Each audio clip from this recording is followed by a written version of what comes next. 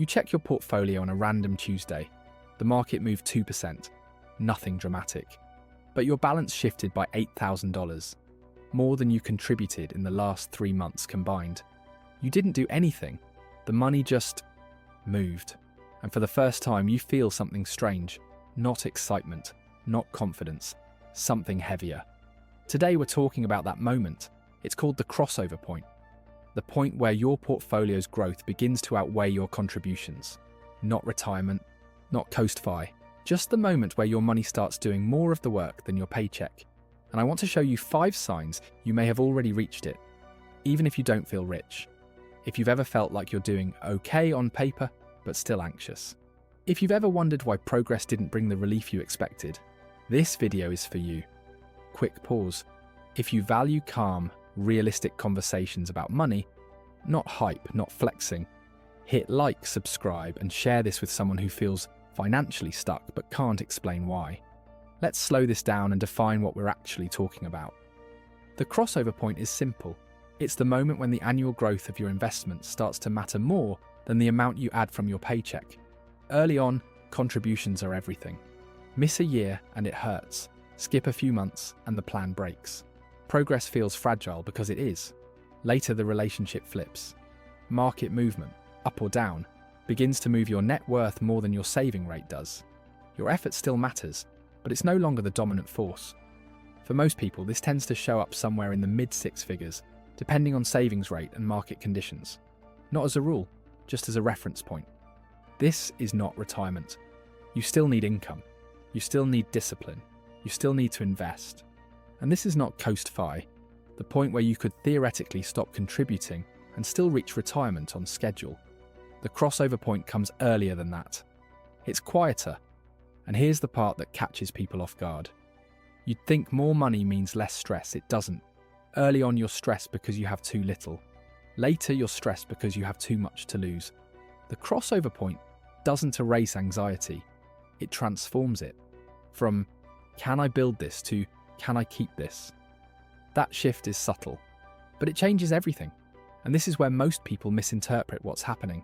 Because emotionally, this moment doesn't feel like freedom. It often feels like new responsibility. That confusion is exactly why these signs matter. So let's walk through them. Sign number 1. Market moves matter more than your paycheck. This one usually hits first. You open your account after a completely normal market day and realize your balance moved more than you save in a month. Sometimes more than you save in several months. Not because you did anything special, just because the market existed. For example, when a 1% market move shifts your portfolio by more than your monthly contribution, the balance of power has changed. A software engineer I know hit $400,000 invested. One random Thursday, the S&P dropped 1.2%. His account fell by $4,800. He contributes $1,500 a month. He stared at the screen thinking, 3 months of saving, gone in a day. And this is the moment people quietly panic. They start checking balances more often. Headlines feel louder. Red days feel personal. Many people assume something has gone wrong. But this isn't fragility, it's scale.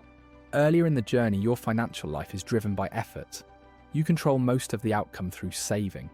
Later, the system you built is larger than your inputs. You didn't lose control, you outgrew leverage. When market noise starts to matter more than your paycheck, it's a sign your portfolio has reached a size where it can no longer be ignored. And once that happens, the emotional experience of money changes, whether you're ready for it or not. Which brings us to the second sign. Sign number 2, contributions feel symbolic, not decisive. You still contribute, you don't stop, but deep down, you know the outcome no longer hinges on that exact number. Your monthly investing feels more like maintenance than survival. Habit instead of urgency. Discipline instead of desperation. Here's the quiet tell.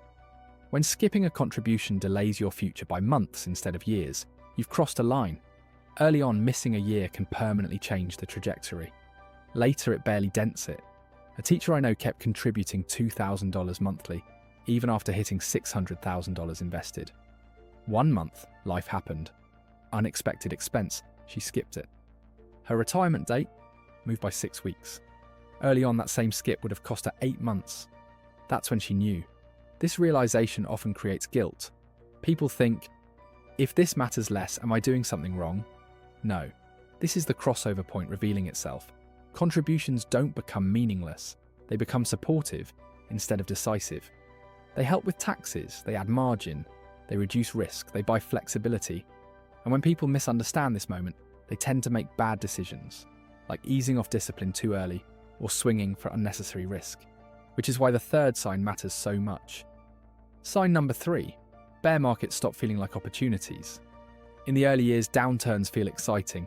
Stocks are on sale, your new money is buying more shares. Volatility feels like a gift. Later, that excitement fades, because now the account balance is large enough that downturns hurt. Even if you fully understand the math, here's what social media won't tell you. Every investing influencer talks about buying the dip and loving volatility. And when you're starting out, that's true. But no one talks about the psychological shift that happens at scale. When a 20% correction costs you $100,000 on paper, your nervous system doesn't care that it's on sale. That fear isn't irrational, it's proportional. This is why the wealthiest investors sound boring. Not because they're cowards, because they've lived through what math alone can't prepare you for. Losses feel heavier, waiting feels longer, and this is the moment many disciplined investors quietly struggle, because you're no longer building the machine, you're living with it. This isn't weakness, it's maturity. Early on, downturns are opportunities because new money is doing the work. Later, downturns are endurance tests because the machine is already built. You're no longer asking, how much can I buy? You're asking, can I stay calm long enough for this to pass? That emotional shift rewires your priorities and leads directly into the fourth sign. Sign number 4, you worry more about not screwing it up than getting rich. Earlier in the journey, the fear is falling behind. Later, the fear is making a mistake. You think less about missing upside and more about panic selling, about taxes, about inflation, about overconfidence, about doing something irreversible. Acceleration matters less than preservation. Growth still matters, but survival matters more. This is the crossover point showing up emotionally before it shows up mathematically. You move from builder to steward. Not because you've made it, but because there's now something real to protect. That responsibility can feel heavy, but it's also a signal that you're further along than you think. And once that settles in, something interesting happens. Sign number 5. You start asking, what is this money actually for? Before this question shows up clearly, there's often a short, confusing in-between phase. You notice you're less motivated by optimization, less interested in squeezing out another 0.1%, less energized by the idea of winning at money. And that can feel dangerous. People worry they're getting complacent, that they're losing their edge, that something is slipping. But what's actually happening is a shift in purpose. Money stops being the scoreboard and starts becoming the support system. That transition is subtle, and it doesn't get talked about enough, which is why so many people feel unsettled right before this sign becomes obvious. Not how much, not when, but why. You start thinking about time, health, flexibility, work you'd keep even if you didn't have to, stress you want removed, not just expenses you want covered. The number stops barking orders and starts asking questions. What kind of life is this meant to support? What decisions should feel easier by now? What fear is this money supposed to reduce? That question can feel unsettling because it reveals something important. Money was never the finish line. It was always the tool. And this is where many people misinterpret the crossover point. So we need to be very clear. So if you recognize yourself in these signs, here's what matters now. First, stop judging your anxiety as weakness. It's not weakness, it's awareness. Second, shift from accumulation mode to protection mode. Review your asset allocation. Understand your withdrawal strategy. Think about taxes, not just returns. Consider diversification as a way to survive what you can't predict. And third, answer that question from sign number 5. What is this money actually for? Because once you cross this point, discipline without purpose just becomes stress. Let's be crystal clear. The crossover point is not permission to quit. You still invest, you still contribute, you still need income. But here's what changes. Retirement no longer depends on perfection. Pressure comes off. Optionality comes on. You can adjust pace without breaking the plan. You can absorb a bad year without erasing decades of progress. You can make decisions from stability instead of fear.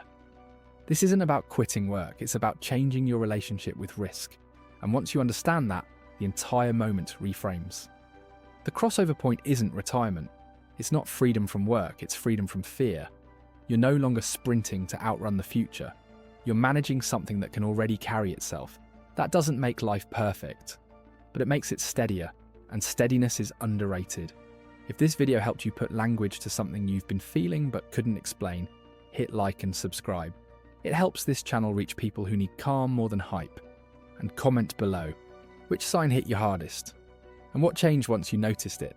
And if you're not there yet but want to understand the path, tell me where you're stuck. Let's figure it out together. This is MindCraft, where ideas become action and action becomes your future.